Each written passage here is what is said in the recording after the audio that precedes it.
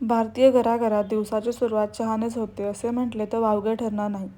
सकाळचा वाफाळता चहा, दुपारची विश्रांती किंवा संध्याकाळची गप्पांची वेळ, चहा हा आपल्या दैनंदिन जीवनाचा अविभाज्य भाग आहे. मात्र आपण रोज पीत असलेल्या या चहाची तयारीची पद्धतच आरोग्यासाठी घातक ठरू शकते, हे फार थोड्या लोकांना माहीत आहे. विशेषतः एक प्रश्न कायम चर्चेत असतो, चहा करताना साखर आधी टाकावी की नंतर? बहुतेक घरामध्ये पाणी उकळायला ठेवताच लगेच साखर टाकली जाते. काही जण दूध टाकण्याआधी साखर घालतात, तर काही जण चहा तयार झाल्यावर वरून साखर मिसळतात. ही केवळ चवीची बाब वाटत असली तरी यामागे आरोग्याशी संबंधित महत्त्वाचे विज्ञान दडलेले आहे.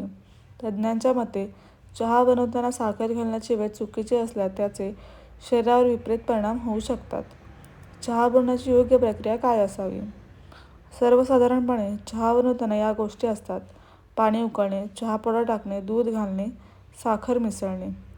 साहित्य 2 कपांसाठी: पाणी 1 कप, दूध 1 कप, चहा पावडर 1 ते दीड चमचा, साखर आवडीनुसार आणि 1 चीक आले किंवा वेलची. बनवण्याची योग्य पद्धत: पाणी उकळा.